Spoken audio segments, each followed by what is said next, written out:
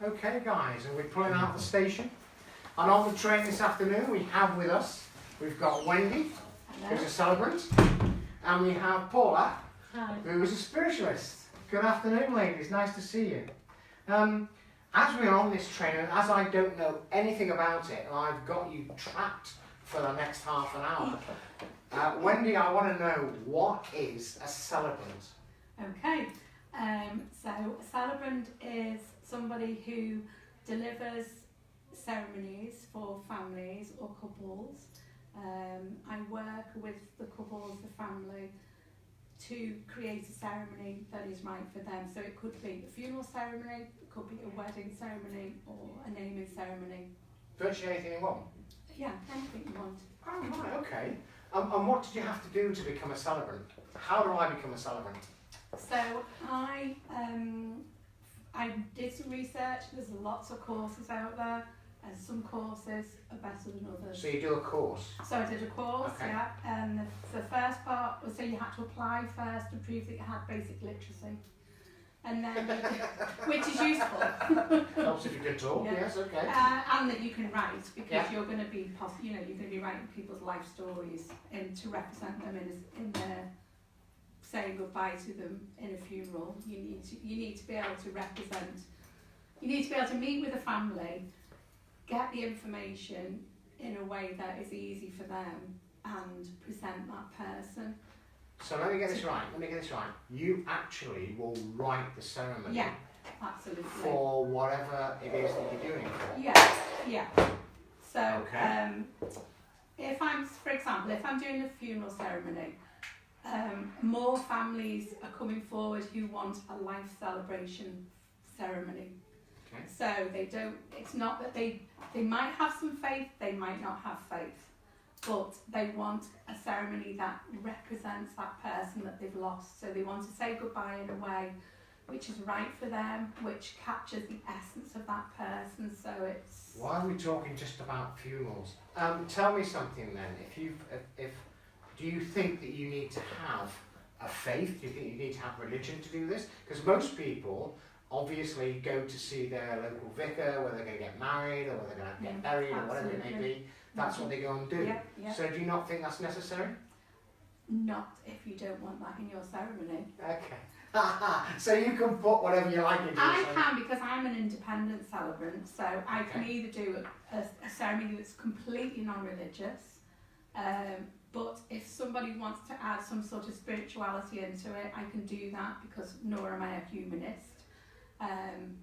Or if they wanted, so for example, in a funeral, some people might say they weren't a churchgoer, but we would like an Our Father. They feel it gives it a bit of gravitas. Okay.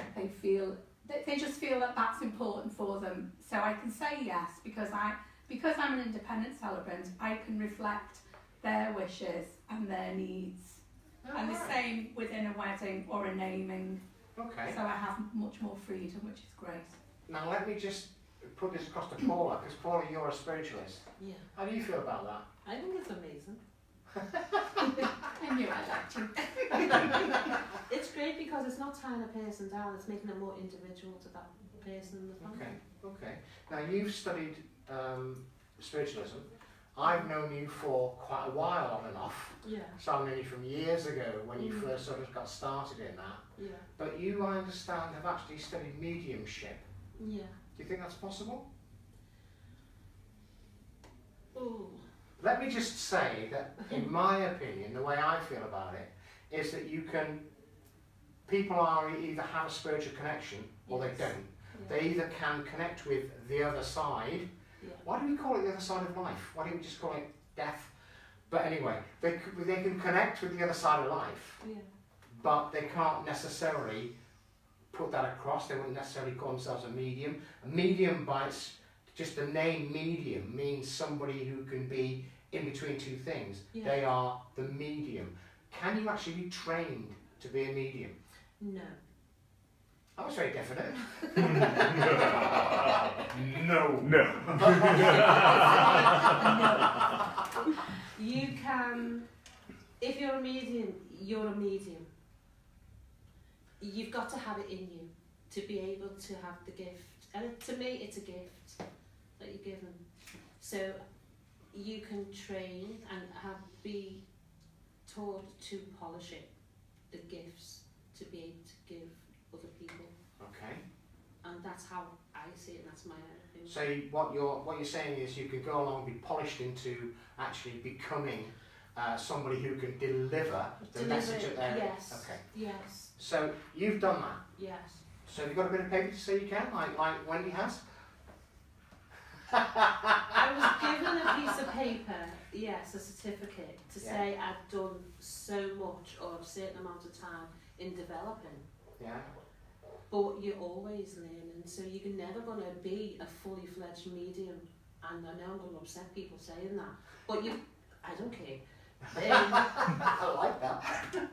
But you're always learning, and when we're getting taught, we're always getting told you're always learning. So for someone to actually say, I am a medium, you're always learning. There's no end product, you're constantly learning. Okay, so what about these people who put themselves on Facebook and have cards printed with their names and then medium or spiritualist medium or... You're really trying to put me in it to get upset. I'm sorry, I'm not trying to put you on Name the and spot. shame. I'm not trying to put you on the spot, but yeah, I'm putting you on the spot. Okay, you've got to have a way of living, and if someone has a hobby and can make money from it, then why not earn from it? Do what you love to do and earn from it, because you'll love it and develop it more. But I totally disagree with people that will do like, go to a couple of circles, go to a couple of workshops, do it for about 3 months, go, yeah, I'm a medium now, I'll print these cards and I'll go and do a party, yeah, give me £30. That is so bad, and Okay. I think, yeah. So, yeah. Okay. Do we want to go any further down that route? If then, when you're talking about all these different aspects of mediumship and different aspects of spiritualism, you were sitting, you just said you developed. Yes. How do I don't understand this develop. What do you mean by develop? Okay, we all have this gift. We all have inbuilt instincts, gut feelings. So even Chase here has got feelings and instincts. I have power. I've heard you say you're a magician. Yeah, okay. No, serendipity power. We all have a gut feeling, don't we? We all know when, if you can go into a room and you think, I'm not comfortable with the atmosphere of a room, we can all do that. But it's learning how to develop that and tuning in and opening up. So, and it's learning to people skills as well. How to pass messages over to people, because 9 times out of 10 people come to us that are grieving already and they want to still connect with the person that they've lost. So you've got to be mindful of how you approach that person, speak to that person. Okay. And that is, I think, where the training comes in. You can't go in full feet. However, my thing on that is, what I've got to say about that is that there are people who are training people to do exactly that, people skills and so on, who've never had any training themselves and don't actually have any people skills themselves. Yeah. Wendi, when you were doing your Celebrant training, did that involve people skills? Absolutely. Yeah. We actually had to, well, first of all, it was like a distance learning, so you had to pass one part of the course. It was a diploma with the National Organisation of Open College, I think. Yes. It's a recognised qualification. And you had to pass that, and you got feedback on that. If you didn't pass, which some people didn't, they then had to redo the bits. And then you went for an intensive week of like early mornings till late nights, doing all sorts of aspects. So some of that was very much people skills, interviewing families, or if you're interviewing couples, being able to listen, being able to respond, being able to put people at their ease. Being able to ask different kinds of questions, Yeah, and to lead people in certain directions. Absolutely, draw people out, and because some people are naturally gregarious and they're happy to talk and happy to share, and other people find it really difficult. So so you've got to build a rapport with those people. Absolutely, before you've got to do anything it else. quick. It's a bit like strange speed dating. You've got to get in there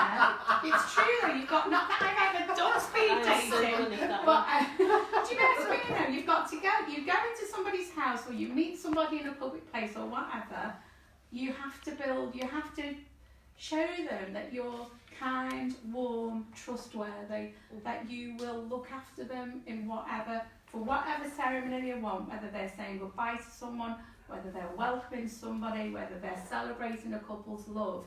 You want them to know that you will look after them and you're going to do the very best ceremony you can do in the way that is right for them. You're going to listen to them. Actually, I can see what you're saying. It's a bit like speed dating, but when do you get your date? Well, if they book you, you kind of got your date there. Paula, I want to come back to you, because what do you think about that? What do you think about that relating that to the way a medium works, for example? I think it crosses over. What Wendi is saying, you have to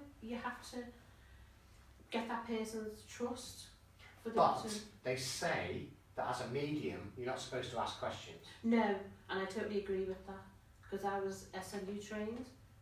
You give them the evidence, you give them the reason. SNU. Yes. Spiritualist National Union. Spiritualist National Union. Okay. Yeah. Mm-hmm. This is the body that has the last say, is it? Yeah. Well, no, because not everybody goes through training, as you just said. Ah, okay. Yeah. Okay. So, but however. That's how I was trained. Okay. Now, I've been involved with the SNU as well. Mm-hmm. And one of the things I want to know is anybody can do an SNU course. Yes. And a lot of it is done purely and simply on writing answers to questions and doing pieces of work. Mm-hmm. Yeah? Mm-hmm. There's not always, particularly in the early stages, there's not any real practical work. No. So virtually anybody who can do their research can actually write up and answer the questions that need to be answered. And they can actually submit that to the SNU. And if it ticks all the boxes, they've got their certificate. Mm. Does that make them a medium? No. Go on. Tell me more. Because it's like going to college, isn't it? You research it, you get it in the book, you're practicing it. So that doesn't mean anyone can do that. Exactly, that's the point I'm trying to make. Yes. Anybody can do that. If you haven't actually got with all due respect, Wendi, I could go along and become a celebrant. Absolutely. You don't even have to do the training. There's nothing to say you have to do the training. But I wanted to do the training. You have just given me a really good idea. You mean to say I could go and be a celebrant and then not do any training? You could if you wanted to put yourself out there and you were brave enough to do it. I wanted to make sure that I wouldn't feel like I was suffering from imposter syndrome. I wanted to know... Stop. What's imposter syndrome? It's when you feel like whatever you're doing, you feel like you're not good enough. Okay. So when I used to teach, and I taught for 23 years, and I was a good teacher, but I used to think someone one day would come and say, get your codes, we found out actually you didn't qualify. When I did, you know. Even when I was pregnant and hugely pregnant and sitting in antenatal, I used to think if a consultant walked past, they would say, could you go home now please, you're just pretending. And interestingly, and I'm kind of a bit stuck, but I absolutely believe this. This thing that I'm doing now is the first time in my life I haven't suffered from imposter syndrome. Absolutely brilliant. I applaud you. That is fabulous. That is fabulous. And you're enjoying what you're doing. Yeah, I absolutely love it. I love it. And I'm continuing to seek training and continuing to develop, as Paula says. Listen guys, if anybody wants a celebration of any description, they want a celebrant, you've got to go to celebrantwendi.com and just have a look at what Wendi's doing, because that really sounds cool and you actually sound like you care. Oh, and at the end of the day, it's the caring that counts. It is. Yeah? It's knowing, I know, like my mum and dad both died within 4 days of each other, and I know when that happened, what I needed was someone to walk through the door and be lovely, be kind, scoop me up emotionally and get me through the situation, help me get a good ceremony delivered, and If that's the person what does. Yeah. Yeah, exactly. It's completely Let me ask you a question then, because if we're now talking about them passing to the other side, why is it that we always say, sorry, a rhetorical question, why is it we always say we're passing to the other side? Why don't we say we died? But anyway, that's another thing. When we're talking about something like that, and we're talking about a spiritualist, and we're talking about a medium, do you think mediums can do that? Would you have wanted somebody, a medium, to have walked in like that? That's a really tough question. I probably wouldn't at that point, because what I needed was 2 damn fine funerals. So for me, I was just looking to get that bit sorted out. Okay. I don't think I would be completely closed to it, but I don't know that I would seek it out. How do you feel about that, Paula? What do you think? Because I've known people who've walked in, mediums, so-called mediums have walked in and said, oh, well, they're still here. Can you not see the door there that they've gone through? It's all bright and light and everything. What do you think of this? I think that's wrong, because mediumship is for the person. It's not. It's for Wendi. It's to get a message from the family. Where Wendi was thinking about what her mum and dad wanted.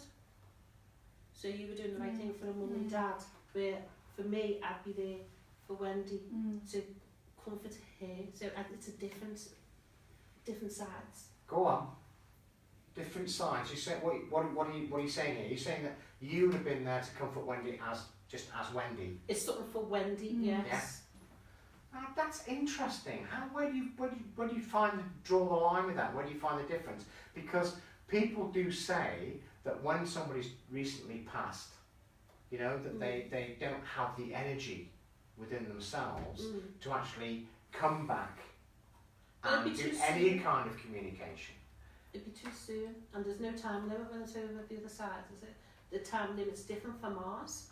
So if it's straight away, me personally, I believe that the person that's passed needs time to settle, and then they will come, if they want to come back. So if I went to Wendi straight away as soon as their parents passed, to me, I'd be there for Wendi. Yeah, okay. Yeah. I like that. That's obviously the way it works with you doing your celebrant bit. Yeah, because it doesn't matter what kind of ceremony I'm doing, I can reflect and accept and I can't think of the word, but I can express that person or that couple's beliefs. So whether, you know, some families, they say they want an Our Father. Some people, they weren't religious, they didn't believe in anything, they're dead. That's great. Okay, just pure life celebration. Some people want a poem that talks about them going through a door into another room, talks about seeing them again, they're going to meet them again. And I very much am of the opinion that if that works for that person or that couple or whoever it is, then that's right for them. I'm not going to say, well, I believe this or I don't believe this. It's not my place to do that. My place is to get it right for them. If a spiritualist goes, right, I've got this for you, they're not listening to the person that's there. Right, this is interesting. What you're saying is they're not listening to the person who's there physically. Yes. Okay, so what you're talking about now is a proper medium. Yes. Somebody who listens to both sides. Yes. You've got to work with the person that's sitting in front of you, and not quiz them and ask them questions, because then you're not doing your job properly. But get to know them first, make them comfortable, and then give what you've got. If there's anything to come through, don't force it. If there's anything to come through. Yes. What you're talking about is building a relationship with that person. Yeah. So you're building a relationship with somebody physically, Yes. and you're also building a relationship with somebody spiritually. Yeah. What are you working with there? What I'm after here is what I'm talking about. Okay, some people, when we train, some people can work psychically, so you can work off the colours a person's wearing, because that can work on the person's mood. Okay. The way they're holding the body. And you read Okay. and the way, and you can work off psychically that way. And then that's giving you a chance. It's tools of the trade. Tools of the trade. Oh, I like that. Yeah. So sounds a bit Darren Brown, where you're focusing on body language.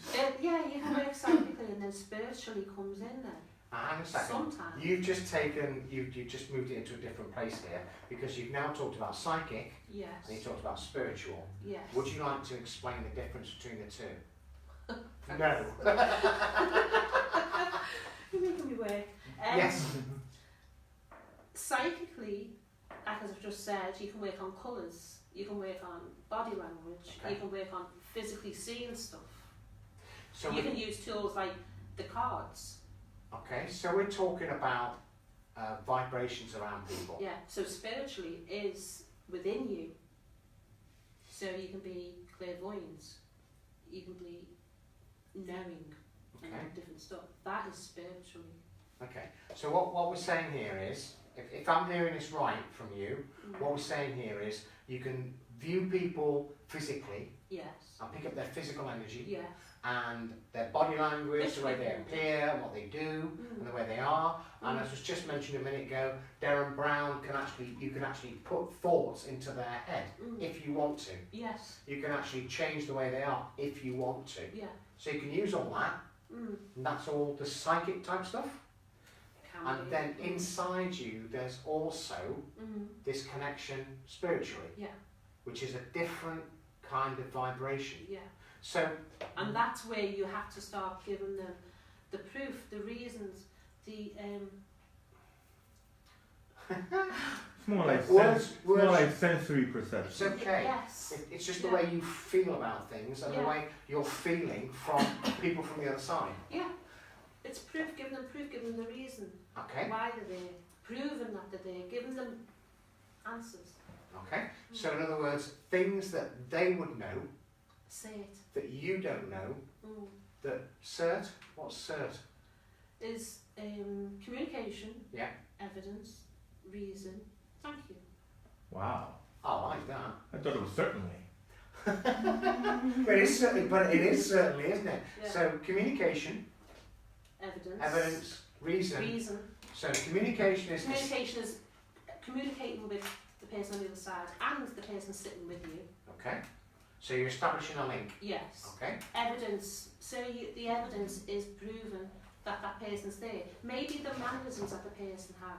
Me personally, sometimes I used to take on, or I still do, take on personas of Okay. people. Where if the person stands like that, I'll start standing like that, and I'll start rocking. I take people's personas on. Okay. The reason. So you give them the reason why the person on the other side wants to communicate with the person in front of you.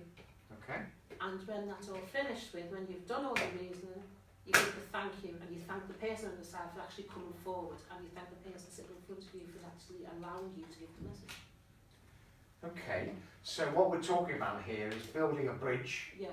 becoming a medium Yes. between two sides of a river, basically. Yeah. You've got two banks of a river. You've got two banks of a river, and you are the bridge between the Yes. two. You're Yeah. always The door, providing you're standing in the door, communication. you're opening the door. And this is different to psychic stuff, Yeah. where you would just be literally dealing with the physical presence of the person who's there, and any energy memories that might be around them and they might be about them. So there's something's just come to mind, and I don't know if I want to mention it, but so if you look at something like psychometry, Yes. Like where you are reading off a flower or but basically you Reels. are pictures, basically feeling the energy. memory energy on that from the dead person, the memory energy they've left. Whoa. Okay, we're into a whole new realm when we start looking at that. Overtime. But I do like this idea of CERT, and that, if I'm not mistaken, is an SNU thing. It is, yes. Yeah. Yeah. And it's a matter of being correct Yeah. about how you're actually doing it. Yes.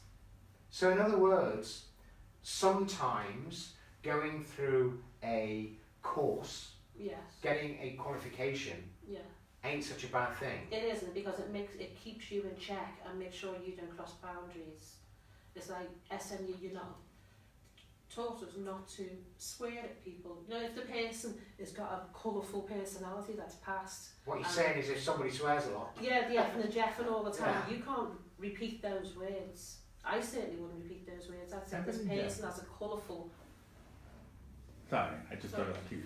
Effing and jeffing. I just thought it was cute. Effing and Jeff and they'd have a colourful, you wouldn't go saying it, you'd have a colourful personality, or they swore a lot. Yeah. So there's rules you have to stay by. Although that might convince the other person more. Well, mightn't it? you're saying it though, Like the old you tell them. ditto, like the old ditto in Yeah. And you'd say, Ghost. you know, how the person was, how they wore things, you know, things that they like to do. Because I can also do the remote viewing as well, where I can describe a room and things, and that can prove to people, give the evidence that, you know, the person was like. Is this something you actually see, or something which just appears in your head, or something that you feel? All of it. Okay, that answers that question. That's actually quite interesting, because some people say that they are clairaudient and they just hear stuff. Yeah. And other people say they're clairvoyant and they just see stuff. And other people say they're clairsentient, Yes. they just feel stuff or just know stuff. Well, clairsentience is the first one, isn't it?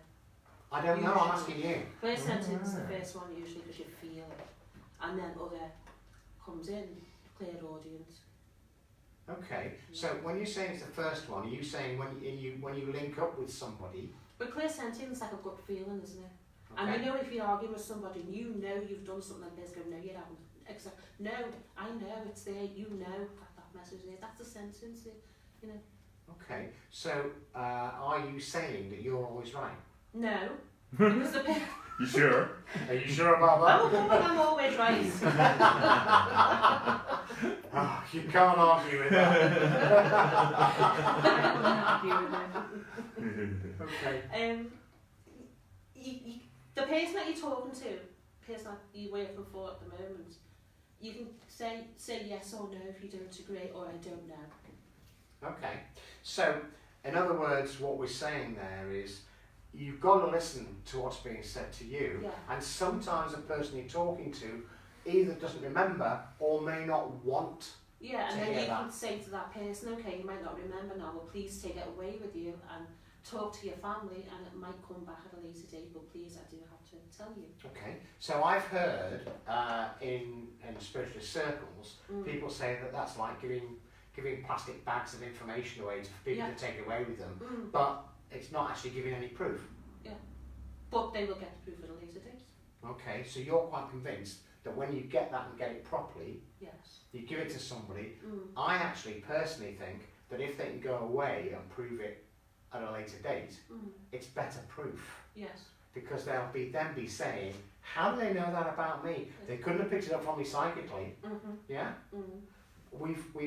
This is interesting in that we've found that having a little course and doing a qualification, finding out about CERT, which I didn't know if you knew about that, but No. I'm just talking to Chase offline here. But Hey, I thought I was your spiritual medium. he's sorry. I was talking to my spiritual guide over here. Spiritual guide, sorry. who's just telling me that things like CERT, which are really very, very useful and give good lines to go along. Yeah. And I'm quite sure that when this is like two extremes, isn't it?